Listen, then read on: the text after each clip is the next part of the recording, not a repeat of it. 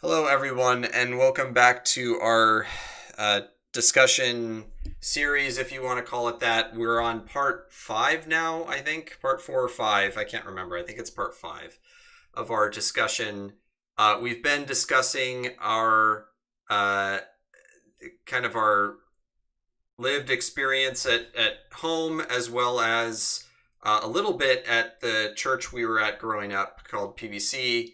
And we did talk more in depth about that last time, but I think today's discussion is going to center around our lived experience at the church growing up, and also kind of delve a little bit more into this idea of what we consider teaching to be and how that influenced our time at PBC, as well as kind of the more meta discussion that we've been having in the last few videos. So I think we're just going to kind of do a roundtable of this. So I'll go ahead and start to kind of share my experience at church growing up. I'll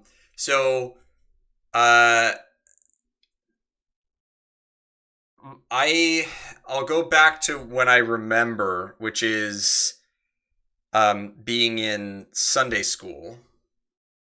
And I think I was in Sunday school until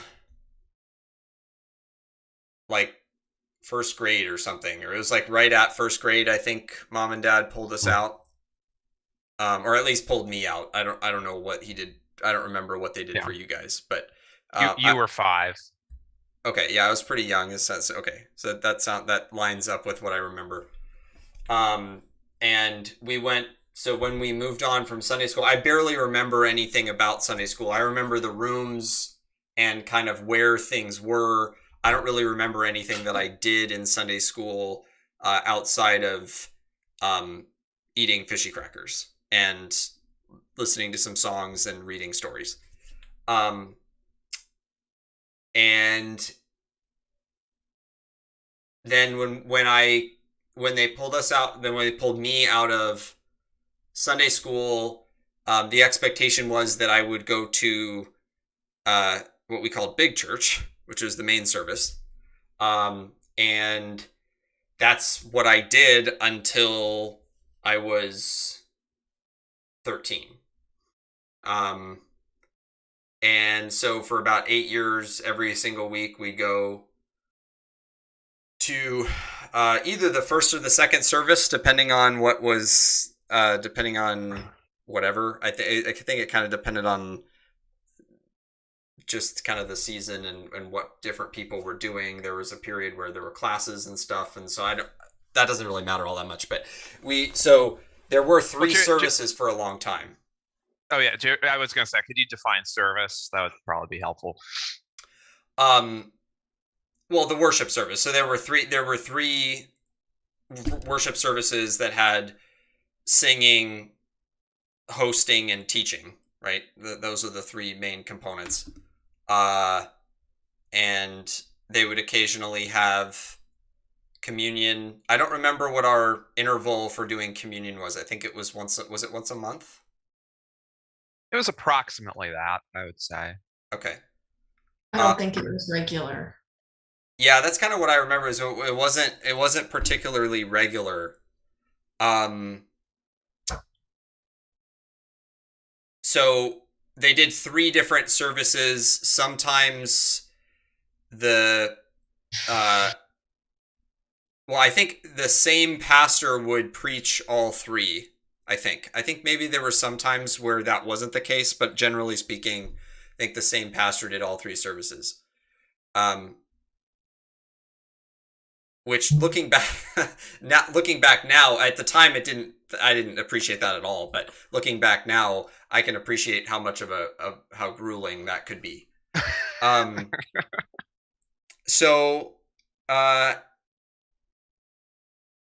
Yeah, so that's essentially what the service was. So I remember there would be we would sing songs, a band, various different bands. We had a lot of different singers and guitar players and pianists and drummers and stuff. There was never one band that played. It was always a lot of different people. And they would play songs, and then there would be a host that would pray and give announcements and sort of prep everybody for the sermon, and then the pastor would come up, give the sermon, and which of course, as a 5-year-old, and really until I left, I think I always felt was really long. Like the services felt really long for me. And I think I would say I didn't really start to understand or appreciate anything that was being said until towards the end. I just didn't really pay much attention to it. And then at 13, which for me was 8th grade, because I skipped 6th grade and went straight to 7th grade. So from 5th to 7th. And actually, no, now that I think about it, I think I started going to, did I go to junior high group for only 1 year or part of a year? I think it was, I went, oh yeah, no, now this is coming back to me now. Because I really wanted to go to the junior high group, and mom and dad didn't want me to go. And then I did skip a grade. I skipped from 5th to 7th. There, I think the junior high group was it 7th and 8th only? Or did they do 6th through 8th? I think at one point they extended it to include 6th, but I don't think it was always that way. And I don't remember. Eventually I ended up in there. I can't remember whether it was in 7th or 8th grade. I think it was in 8th grade. And then now I can't even remember. I thought there was maybe if I remember correctly, there was maybe something about me getting pulled out. Maybe I'm remembering that in reverse, that I wasn't allowed to, and then I was allowed to. I remember the decision for that being somewhat arbitrary, feeling like it was like, oh, he can go now. Like there wasn't really any reason behind why I couldn't go in the first place. And for me at the time, like being allowed to go to junior high was really just a way to try to sort of hope to make friends. Because up to that point, I didn't really have that many friends, right? Like I had swim team. I didn't have Boy Scouts yet until I turned 13. I was in speech in 8th grade, but up to that point, I didn't have that. So the social life was fairly small. So that was kind of an area where I wanted to make friends. So that was the main driver for me at the time. It wasn't really a spiritual thing. And then high school started in 9th grade when I was 14. And I did go to high school group for all 4 years of high school. I went to Mexico freshman year only. I actually skipped a debate tournament, the Clash debate tournament, to go to Mexico with Connor, who was my debate partner that year and also was in the high school group. And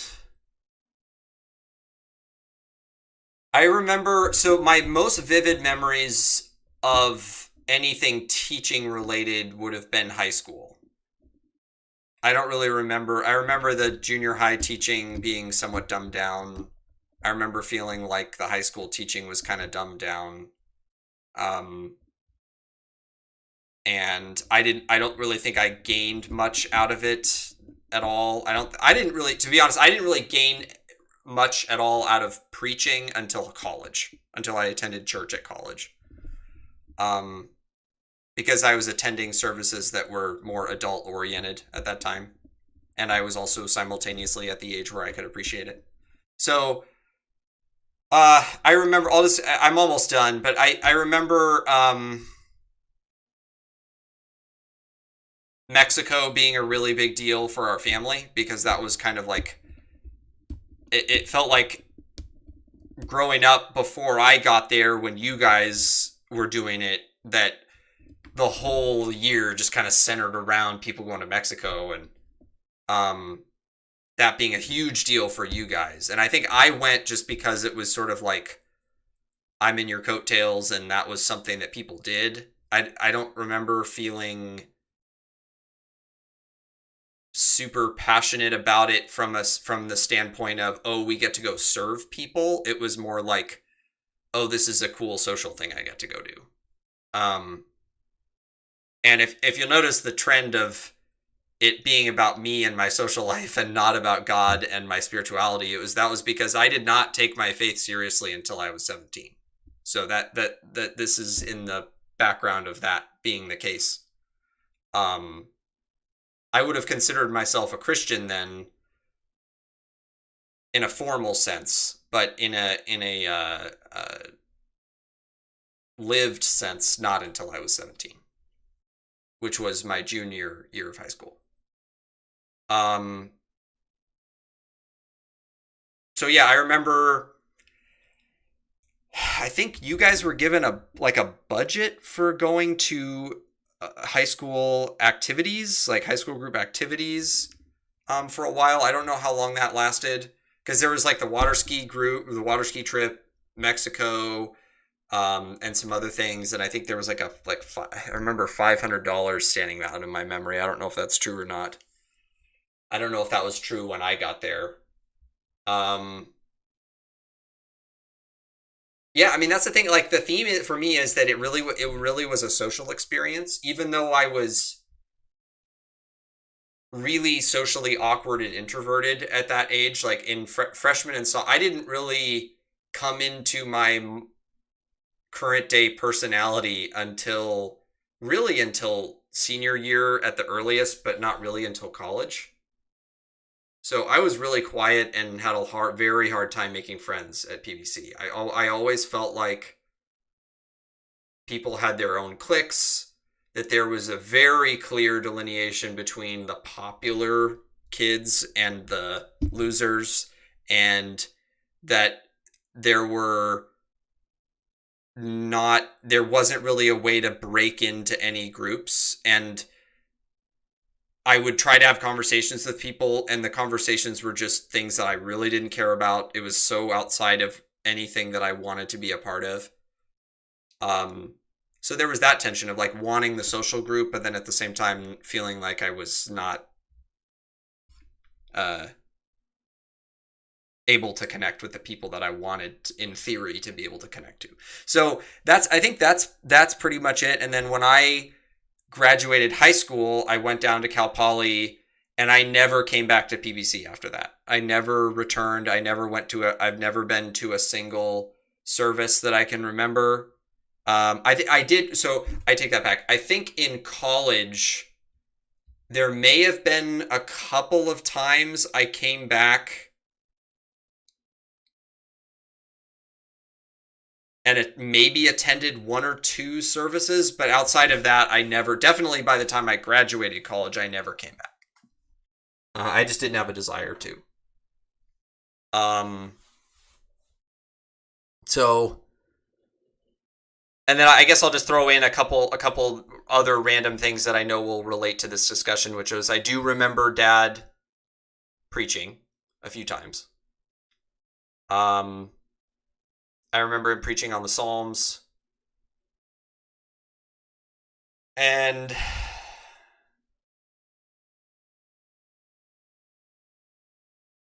I do remember running around on the grass patch with Kevin and Connor and Gavin and those folks. It was like I've been saying, it was a very limited social experience at the time, so I do very much remember that. But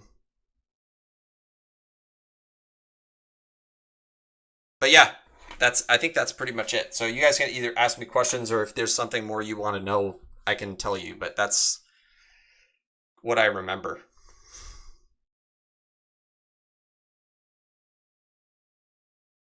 Okay, that's really interesting. I think your accounting of that. Could Could I ask you some questions? Sure, sure. And You'll probably remember some of these things better than I do. Yeah, I do. But but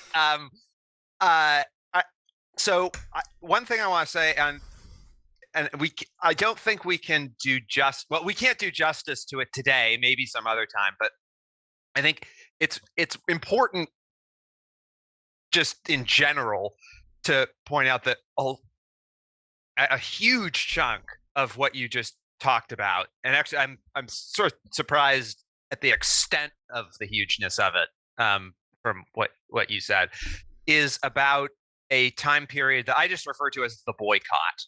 And it was incredibly, one does not understand the DePanger family without understanding the boycott years, and this tension between the service and the Sunday school program, and the back and forth of that, and your desires in terms of what you were wanting to do and what you actually got to do. That was a huge part of our lives.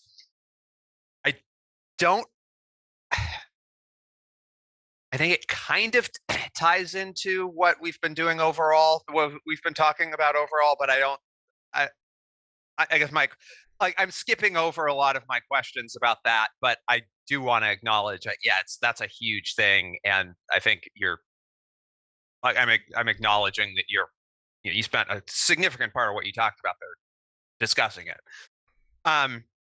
But if we look at from the non-boycott portion of this, can I make a quick comment about that?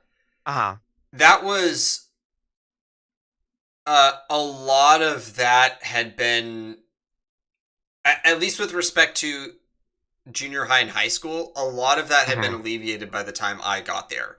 The grade school portion affected all of us in terms of being forced to sit in the service. But by the time I got to junior high age, pretty much I was allowed to go by the end, and then I was allowed to go through all of high school.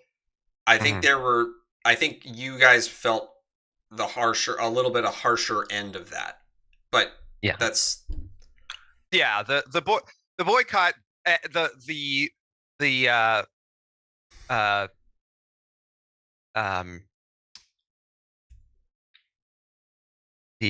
apex of the boycott was from around January, either December 1995 or January 1996, up through June of 1999, and then that's when I started going to the high school group, and so I was out of it at that point, and then it did slowly die over the next, I think, about 5 years. But I remember sitting in my dorm during my freshman year at college and learning either from you direct. We'd been either on the phone with you or someone else, and I knew you had just made a bid, or you'd made a request for the boycott to be lifted for you so that you could go to junior high, and I remember, and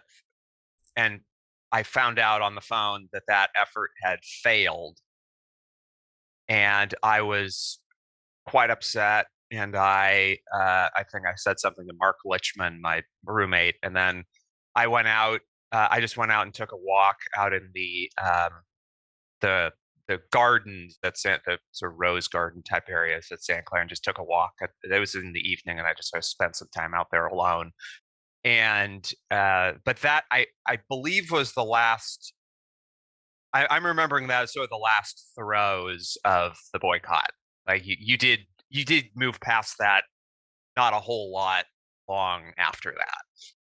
Yeah, there was I do remember specifically that they told me no, and then not that much longer later, like a few months, they just said yes. They just reversed the decision and let me go. And I don't remember there being any justification for it, for either the no or the yes. It was just a change of opinion or change of mind.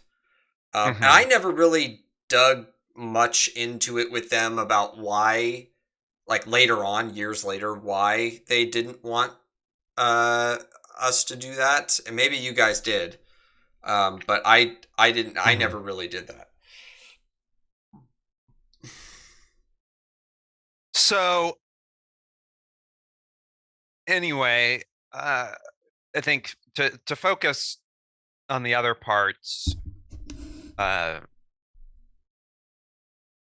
again, this is not ignoring the gravity of the other things you were talking about, but when you were in the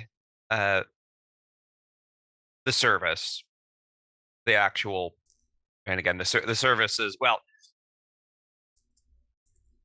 but this we use the word service for two things. One was the 3 periods. We basically had, it was just like a school. We had 3 periods, and then people could go do different things on each of the 3 periods over the course of the morning. And then so that we called those 3 periods a service sometime, but we'd also say the service was the actual general assembly gathering that is what you described in most detail there. So I guess I'll just be referring to the service as the gathering, not the period. Okay. So so during the service, what was your understanding? What was your understanding of authority during that, in terms of spiritual authority? Who was responsible for whom? How did you tie into that? And what was going on in the room while you were in there that was a part of that dynamic? And I totally understand. And this is from a 5 through 13-year-old's perspective of that. But that actually may be an actually better perspective of it than an adult one in some respects. It isn't really something that I thought about at the time much, but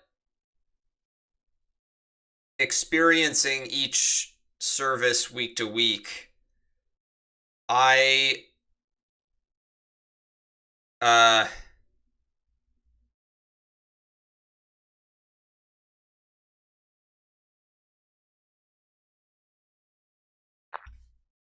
think I approximately knew what a pastor was. I approximately knew what an elder was.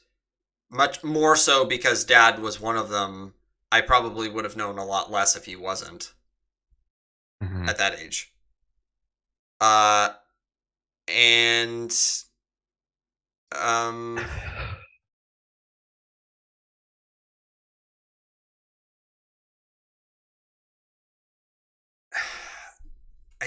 I didn't really think about it in terms of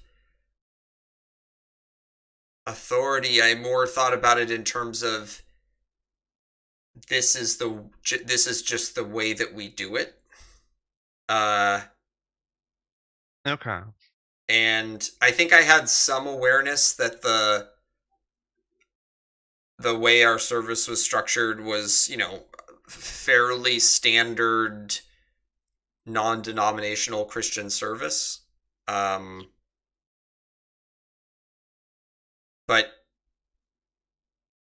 I wouldn't have known a whole lot at the time about what non-denominational meant. I knew that term, but so yeah, I didn't really think about. I thought of it like if someone's preaching, then I listen to what they're saying, and they're trying to explain what God's word is saying about things. So I'm trying to, the best that I can, understand what they're saying. There was a implicit trust that what they were saying was true, and at that age, like I didn't have the knowledge to be able to like critical think my way through passages and stuff to see if what they were saying was true or not.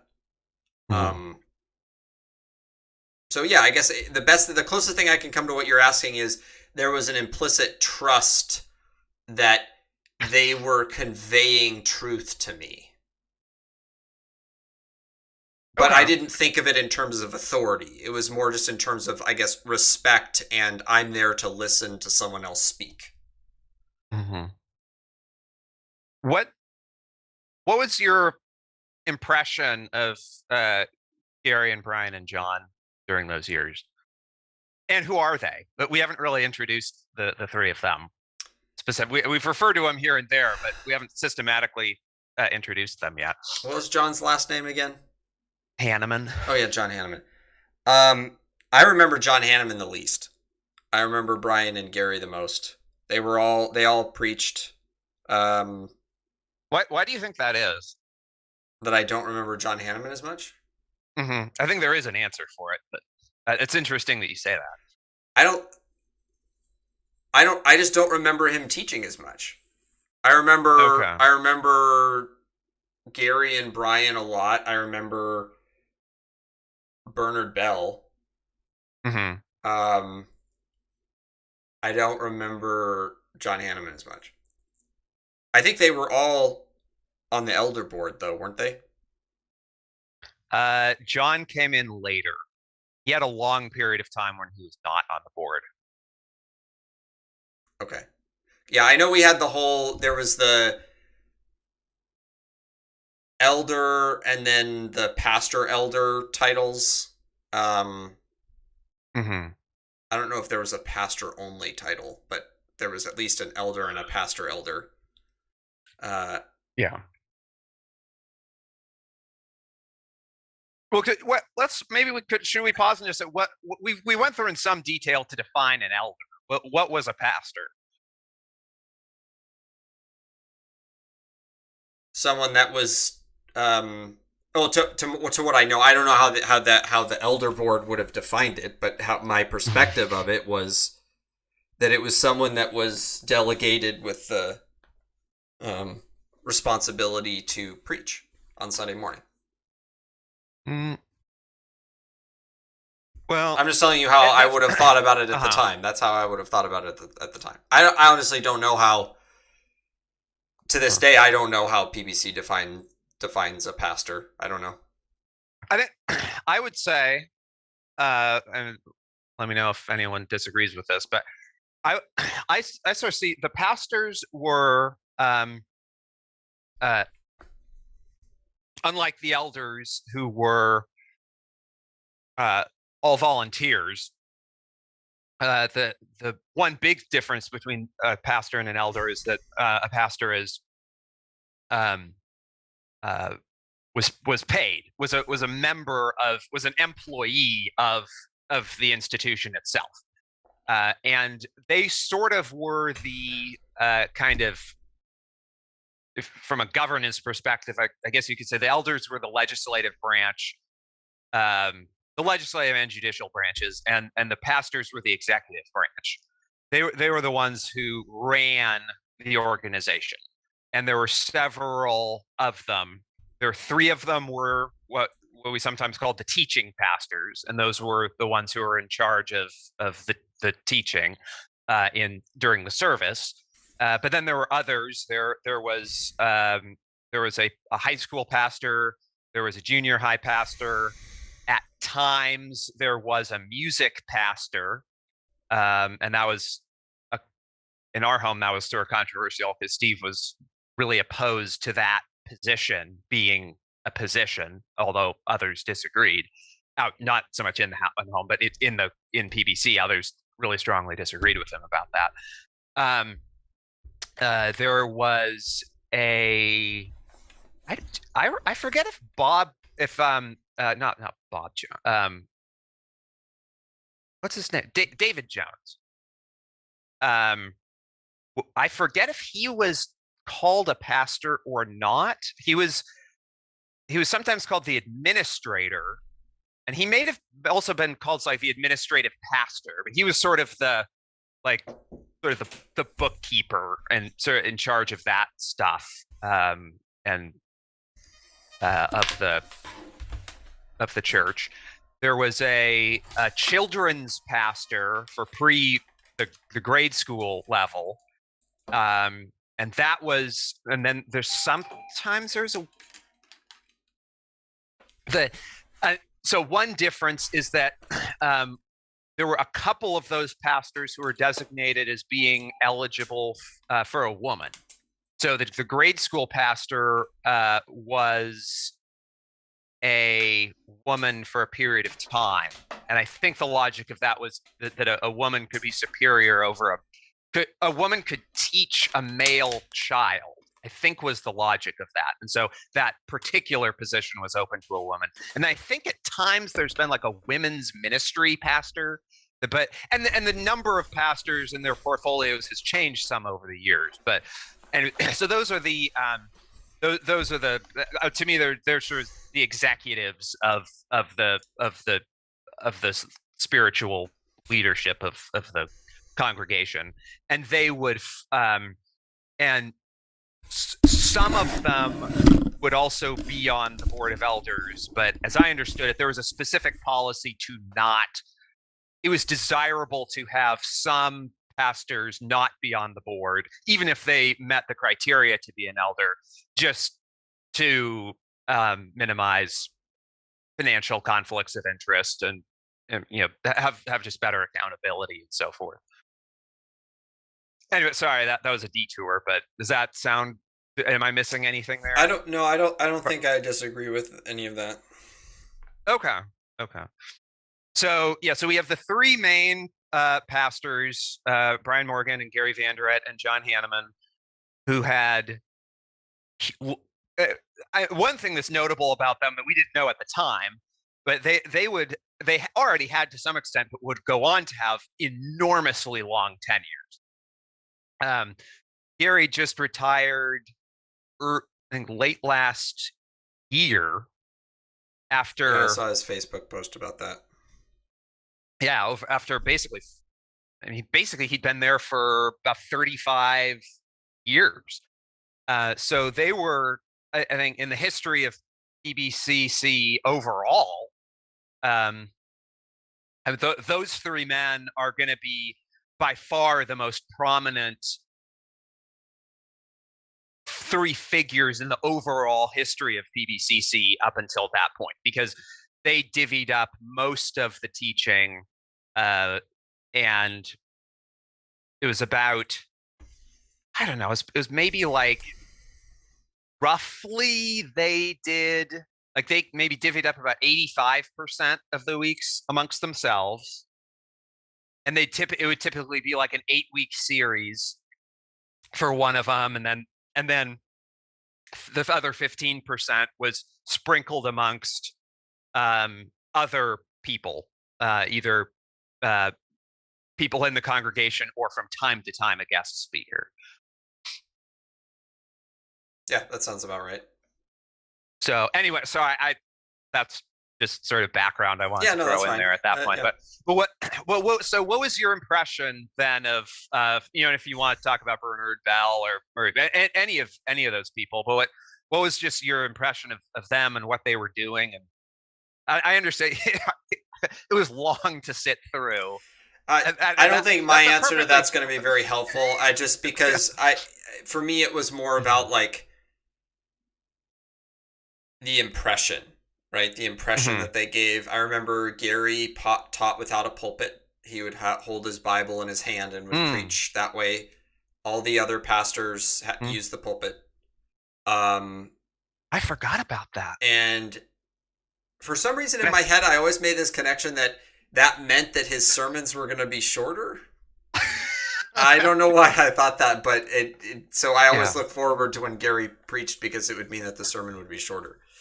I forgot about that, and I think he would go so far. If I remember, he would go so far as if the lectern was there, he'd move it off. He'd move it. He would physically carry it away, and then come back on stage. Yeah, he would do that. I'd forgotten about that. I remember him doing that a few times. Yeah, so I remember Brian coming across as very him and Bernard both. Brian was a much more passionate speaker, but they were both very learned, and I think Brian he knew Hebrew or knew something. He knew. He was very learned. I don't remember if he knew a whole biblical language, but he knew a lot of stuff. So he came across as very educated, and so did Bernard. Bernard's also a very smart, intellectual communicator. So,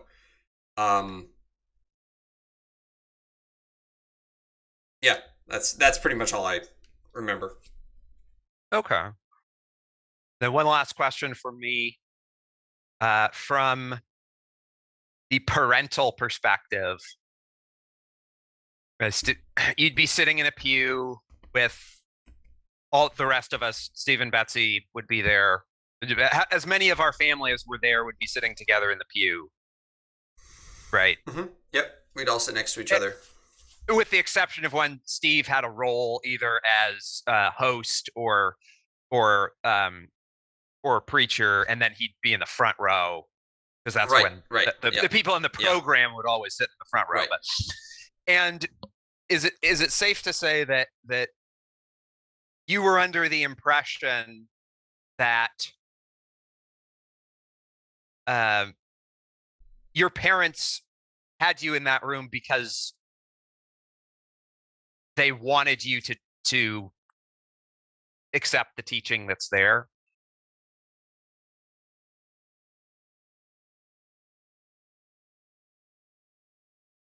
That's actually a really fascinating question. The truthful, I think you think there's an obvious answer to that, but from my perspective, I actually don't know the answer to that question. I don't know. I would guess that they would have said, if I was to ask them at the time, if I had said what you just said, they would have said roughly yes, but I think that there may have been more. There could have potentially been more involved in that. Because I remember Mom, after every service, on like in the car ride on the way home, or while we were getting lunch at home after church, would ask like what I thought of the sermon, and I think most often that was really just a were you listening question. It wasn't so much a like, what do you really think about it? So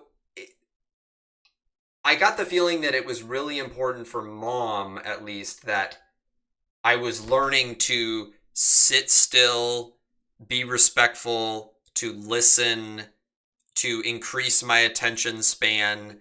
And those were really important to her. I don't honestly know how important it was to her that I was agreeing with everything that was being said. I can't tell you that without asking her. And I also wouldn't be able to tell you what Dad thought either. I've never asked him.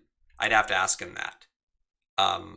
But presumably they didn't think that what we were listening to was, the equivalent of letting your kid listen to modern day rap songs, because they obviously approved of the content to some extent. So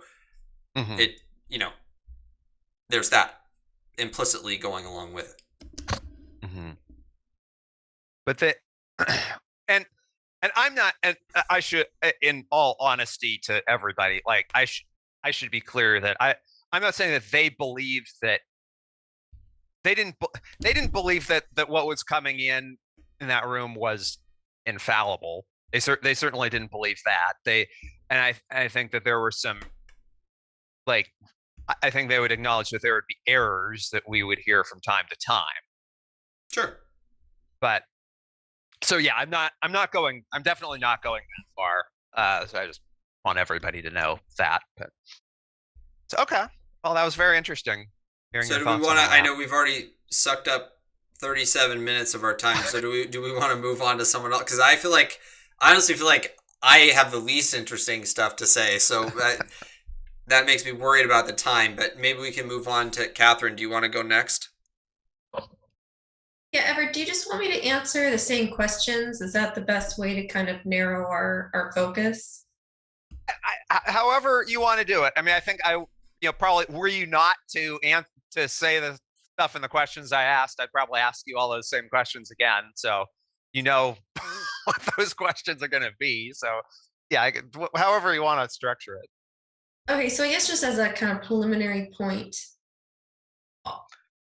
I remember a lot, but there's also a lot I don't remember. Like I have big gaps in my memory.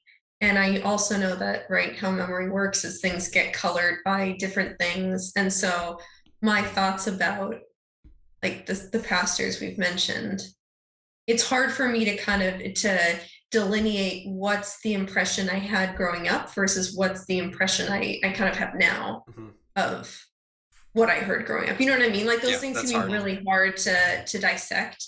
And I think we're And I think it's totally fine for you to discuss both. Like I'm not, but I don't have but any I think expectation that you skip one or the other. yeah, but I think that the authority question of like kind of the bigger picture here of what were we being raised to believe, like what were our parents teaching us and what were in the context of church, how is that framed for us?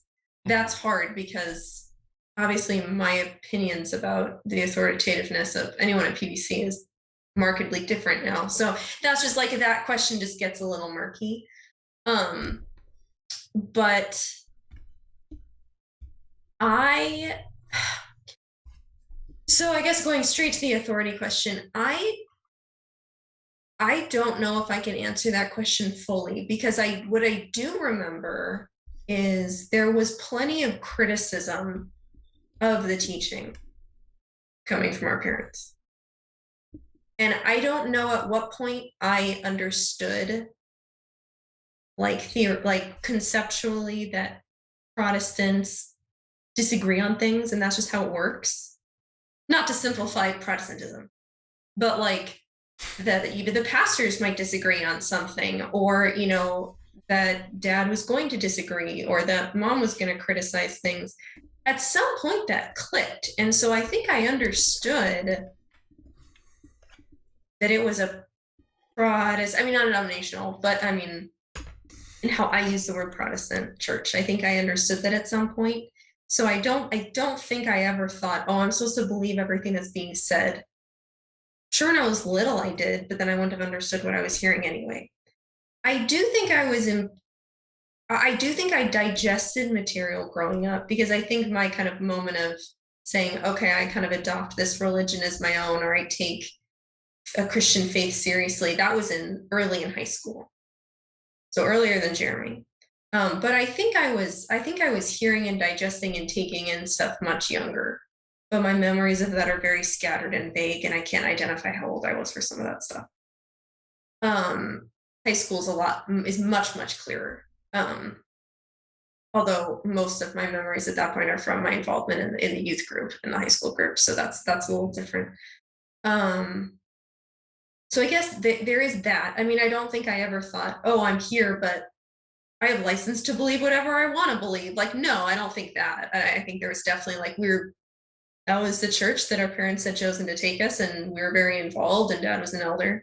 And I mean, as I've communicated, I don't know if I mentioned it in our recordings yet, I have said to or to Steve, or dad, that my experience was going up Protestant, and he agreed that that's correct. So that's how I see it. And again, I don't, not to get into the nuances of non-denominational, or were we a little bit more streamlined or like generic in that we didn't have like really specific views? No, we were not a denomination, whatever. Even like kind of putting aside, I well, yeah, just kind of putting that. I guess my thoughts, just like very briefly on the pastors. I think I appreciated Brian Morgan from a younger age, because I remember I do recall his preaching about when he would tell anecdotes about Romania and his sharing of poetry. And I think he just always seemed an emotional person. Mm-hmm. And I think that resonated more with me. And I've always, I mean, I'm not going to call myself an artist now, but I've been in artistic circles, right? So, and I think so the poetry definitely resonated with me. So I do think I always kind of probably took more from his teaching than some of the others. But yeah, I did also want to mention, I recall at some point understanding that the role of women was limited at PBC. And I don't know if I understood that in high school and later. I'm sure I didn't notice it when I was little. I don't think it would have, but at some point I had the understanding that the church had a specific teaching on what women were allowed to do, and I knew that that was PVC's teaching, not that this was like this universal truth that I had to accept. So if that makes sense, because like that plays into the kind of, I understood that I was going to one church, but there were other churches that disagreed with it, but we all somehow call these ourselves Christian. So somehow I was involved in that. Because I think I did take issue with the role of women, and I think later on I realized, oh, I grew up in a pretty like conservative and pretty well, not progressive, at least when it comes to women's roles. I think I understood that when I was a little older. I don't know if I actually knew that when I attended. I don't know if that answers some of the things. Yeah, that's interesting. And yeah, let me ask, were you aware that our family, let's start off, I guess, at least nominally, was organized under the doctrine of male headship? That within the family, was that something that you appreciated? Oh, did I know that that was the case? Yeah. Yeah. And we can discuss compliance. Yeah. You have a baffling look of disdain on your face. I'm actually a little confused, but okay, anyway, continue. I have very strong feelings about this topic. Mm-hmm. I think I knew that mom and dad believed that the man is the head of the house. I mean, I experienced, man, I don't know how much I want to open this can of worms. There were strains of sexism that we grew up with in our home that I strongly disagree with, and that impacted me the most because it was in full whatever, and it affected me because I'm a woman, and I think a lot of that had kind of gone away by the time Emily came around. So yes, I think I was very cognizant of the fact that, yes, it's the answer to your question is yeah. Okay. I was more curious about that than anything else. Okay. All right. And Katherine, can I just say to that, and I want, this is for anyone who's listening, just to be clear, that because at a certain point along the line last year, well, it wasn't so much we decided, but I forced both of you to accept that that I wasn't going to go any further into discussing conversations that I had had with Steve, just one-on-one or one-on-two, because it was pointless attempting to reconstruct his verbal statements in there, given that just so much controversy had arisen over the years about what it is he had said there. And so because of that, there's enormous bodies of statements that he has made to me that I'm just skipping over, because I am increasingly feeling that once I insisted on that, we actually started making quite a bit more progress. But I do want to say that, and I have no objection to either of you talking about your direct communications with him, in part because I basically take both of your words for it. And so, Katherine, when you say that he has told you or is telling you that you were a Protestant growing up, I accept that he has said that to you, but one cannot find him making a parallel statement, him making an equivalent statement there in public. And so I will leave it to anyone who's listening to decide for themselves whether or not they've heard the same from him as what he has told you in private. Right, and yes, and again, I think we've talked about this a little bit, but just to like note that the word Protestant and the semantics of it has been heavily debated, right? In all of this and all of the controversy, and that I am 100% sure that I define it differently than he does. But how I use the word, yes, and I use that word in my conversation. Yeah, anyways, just to note that. Yeah. Okay. Yeah. So I believe you when you say that, and I also believe that is inconsistent with his public behavior.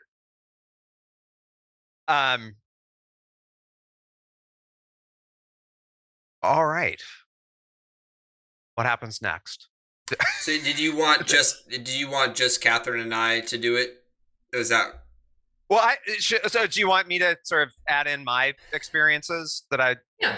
Sure. I mean, I guess so. I know that. We've got about 11 minutes left, and we did talking about the teaching thing. So did we want to save time to talk about that? Because I think if you do your share of experience at PBC, we're probably going to run out of time.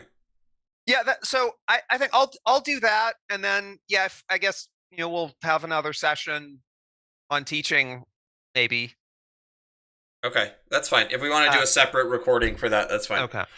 But I'll just let me go through here as quick as I can. I'll abbreviate things. And I'm not even going to really attempt to differentiate between my experiences when I was young and my experiences and my reflections upon those experiences in the later years. I'm going to sort of go back and forth between them. But I think it's, so there's whole tons of stuff about PBC that of my actual life there that going back to, because I'm the one here who remembers North, right? So I can go back and talk about, the time that I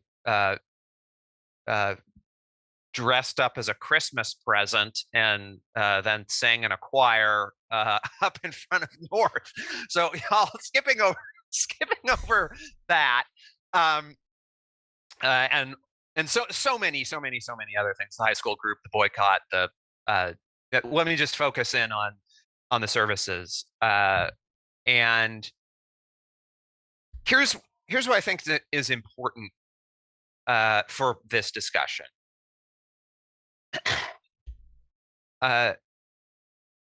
We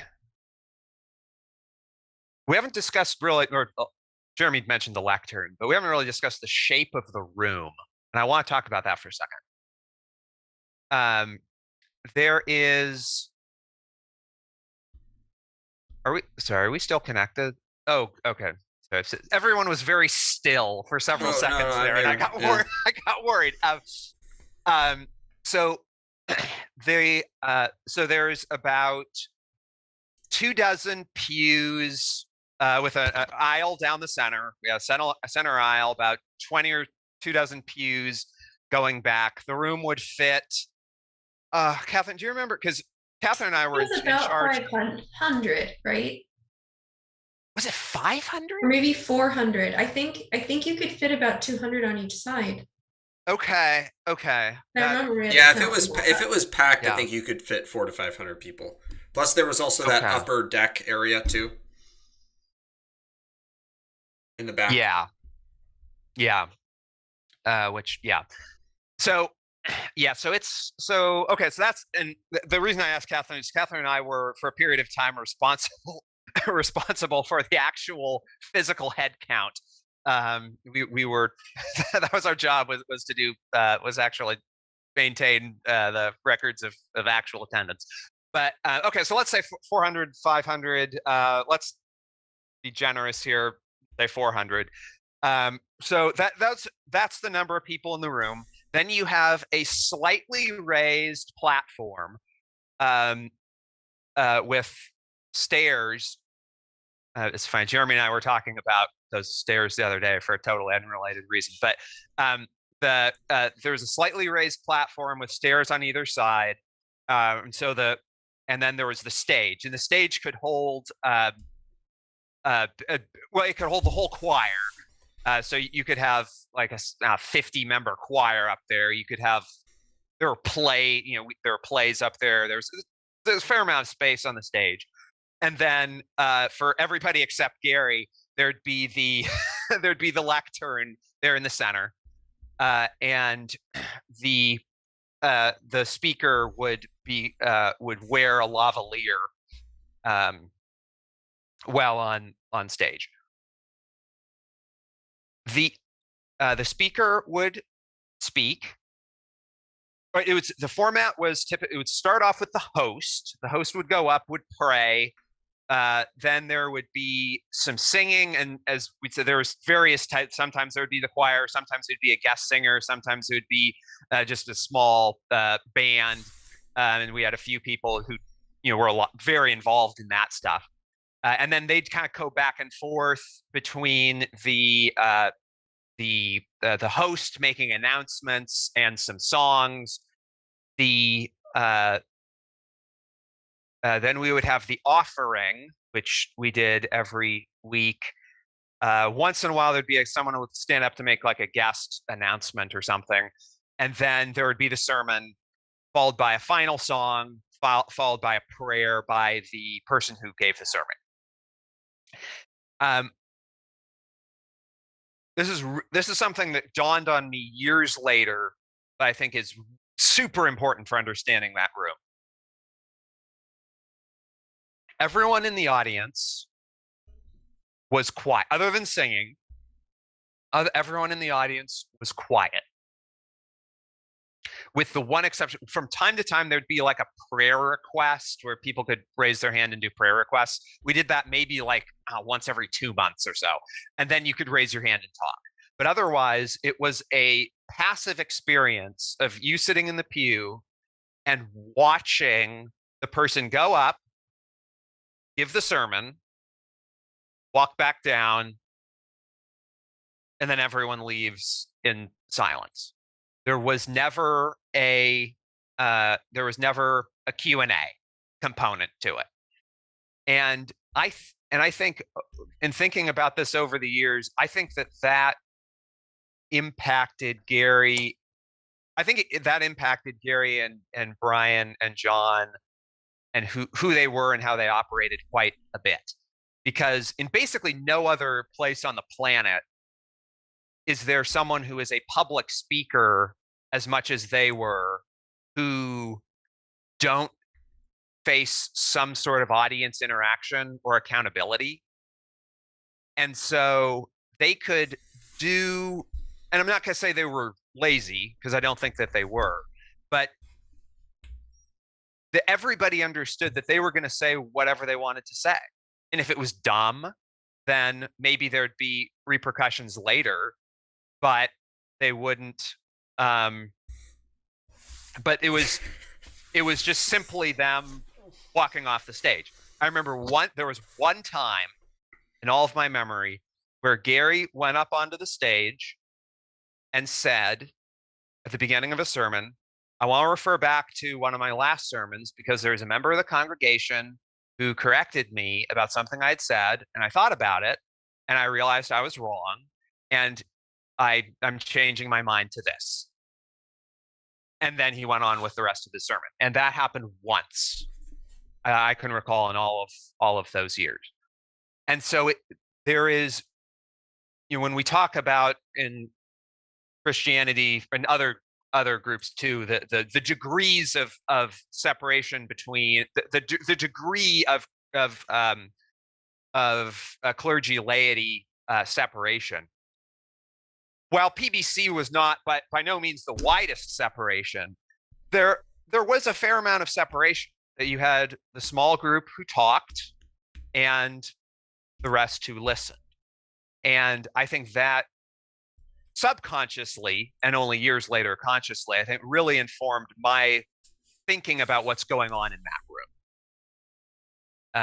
And so that's what I would say there. And then I guess to round it out with just the three teaching pastors, I would say that I think it's interesting that Jeremy, you said John's the least memorable. I think he was the least he was the most sort of just workman-like of the three, in the sense he went up, he said what he needed to say, he kind of went back, and so in that sense, I think he is the least memorable because that was his style. Brian was known as someone with just this really distinct personality and charisma, and there's all sorts of, I mean, we won't get into it, but there's all sorts of things about Brian that are well known, about things he does, things he talks about, things he likes to do, that his personality is very well known in that respect. And also, he was closest to our family because of the Romania stuff that we talked about before. And also, he and Steve worked together on psalm preaching, I think more so than almost any other speakers. And so I think that was a connection too.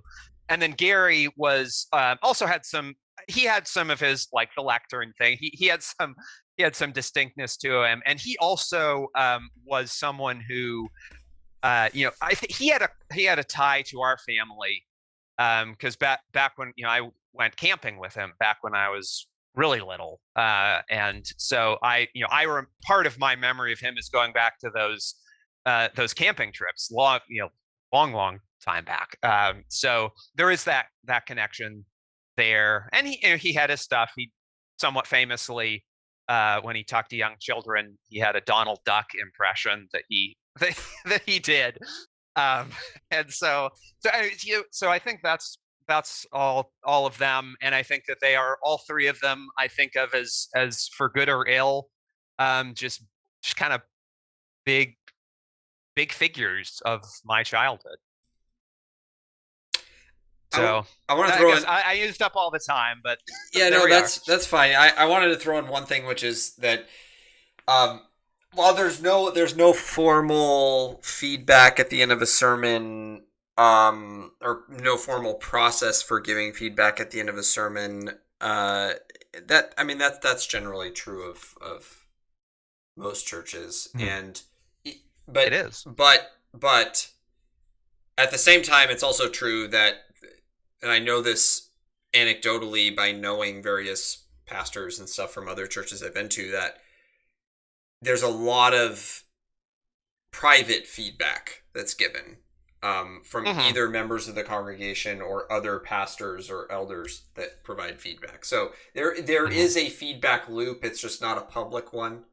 And so I think some of those things, even if they're not explicitly coming out and said, this is what I did that was wrong, that may not happen all that often, but it may be being incorporated implicitly in their follow sermon. So I just wanted to point that out as sort of a procedural thing that it happens, we just don't see it, so it's not necessarily fair to say that it doesn't exist. It's just not public.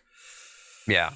And Jerry, I don't dispute that. I think you're correct about that. And when I think of that non-public feedback loop, I think of Pollyanna and that film that's such a theme, and that's such a theme in that film, and I totally accept that. And that's actually, not to say that. Yeah. I actually heard that like a year ago. The part of that movie, Mina watched the movie like a year ago, and I heard that part. Mm-hmm. Anyway, yeah, that's a side thing, but yeah. So I Pollyanna. I just want to throw in one thing really quick, just because I've been thinking through what we're saying. I think the way my experience, at least, of us growing up is, I felt like from a very early age, I learned the lesson that we were an island unto ourselves. Like, our family could be very isolated. We were not supposed to rely on other people, like, all of those things. And I think we've actually touched on a lot of that. And that kind of encompassed a lot of aspects of our lives, right? Mm-hmm. And I think that actually probably contribute, and including the fact that, right, so the boycott you talked about, I was not allowed to go to the junior high group. Mm-hmm. And it was this very, like, right, and again, we don't need to go into that, but that sense of, like, well, mom and dad are in charge, and it's kind of, here's our family. There was like nothing outside of our family that I really thought was like the ultimate authority. I mean, God, sure. But I think that also kind of probably is why I don't recall thinking that somehow there was like church had this ultimate authority. In the sense of what they're saying about God, yeah, sure, that's probably all true. And, Jesus, and sure. But I think that probably contributed to that because I saw that, mom and dad disagreed with some of the parts of how the church was run. Hence, I couldn't go make friends. So, yeah, I think that also just, anyways. Yeah. And I think that maybe that we can discuss that some next time. I think that's a totally important. Yes. I totally recognize you're right about that. Oh, sorry. That pleasant note about our childhood. Yeah, we can launch into that next time. One final thing. Sorry, of that non-John Gary Bryan, that like 15% of the year, I also had the strong impression that, and even within that, there's sort of a group of regulars. One of whom was Steve, another whom the name Bernard Bell came up. He's also in that little group. But I think it's also important to recognize that like these weren't that 15% was not, this was not open mic night, right? Like you didn't just like no one could just sign up and then have their turn. They were selected by the elders.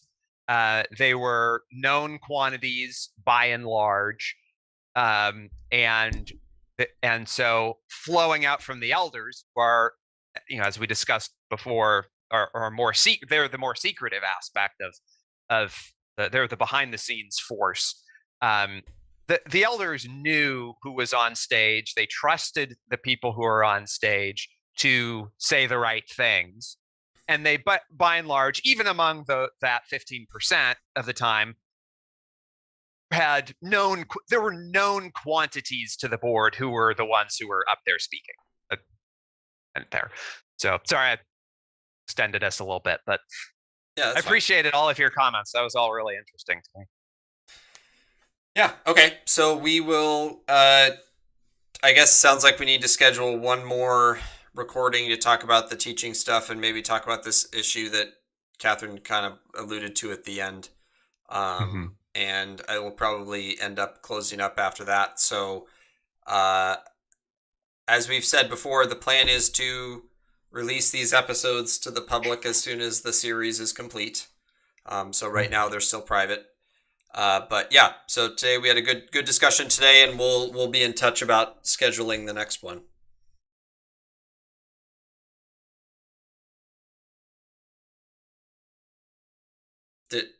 We're good? Okay. All right.